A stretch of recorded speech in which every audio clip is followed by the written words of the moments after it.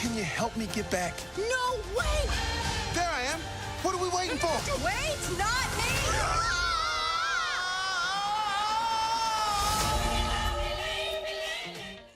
Ah, yes. Pixar's Soul. This fucking movie, man. This movie might be one of my favorite animated movies that came out in the last decade. It is so fresh and new, mature and creative, while also being about two themes that just couldn't exist without another, but are very different at the same time.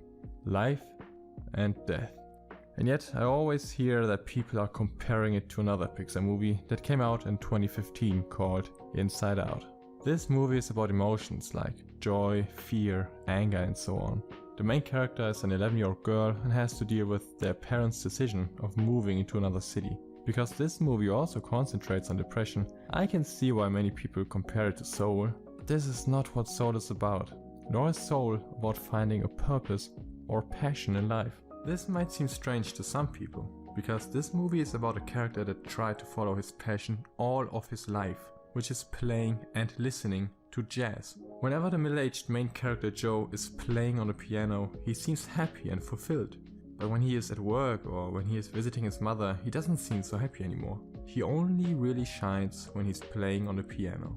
So naturally, when he got the opportunity to play in a gig with a rather famous musician, he is excited. But just when he received the good news, well, he dies by falling into a manhole. Anyway, Joe's soul is sent to the great beyond, but of course he doesn't want to die. All he ever wanted was to play in a gig that could get him to be a real and respected musician. He tries to escape death, but ends up at a place which is called the Great Before.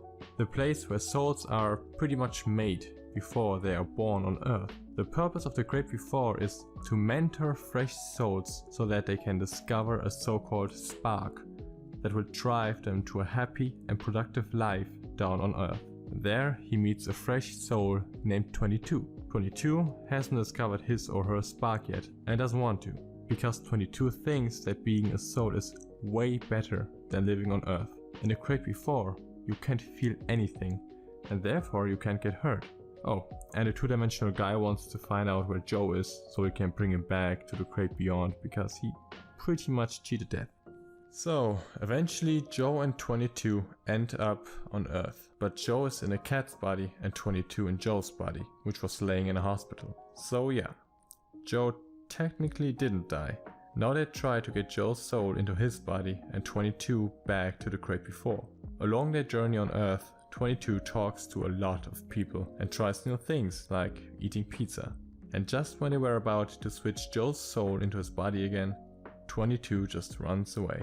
And everything that happens from this point forward is what really makes this movie so very special.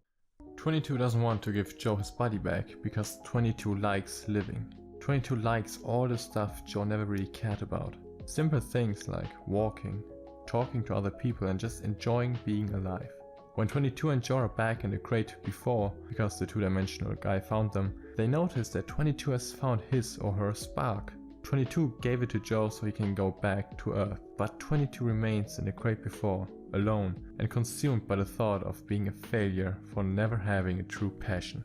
On Earth, Joe gets to play at the gig, but he doesn't feel happy afterwards.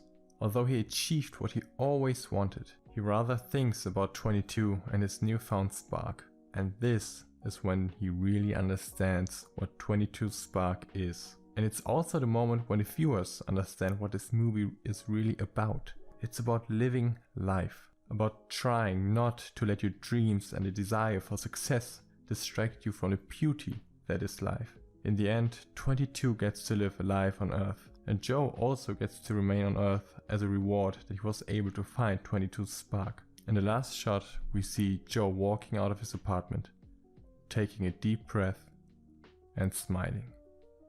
Because he gets it now. You don't need a purpose in life, you just need to live it.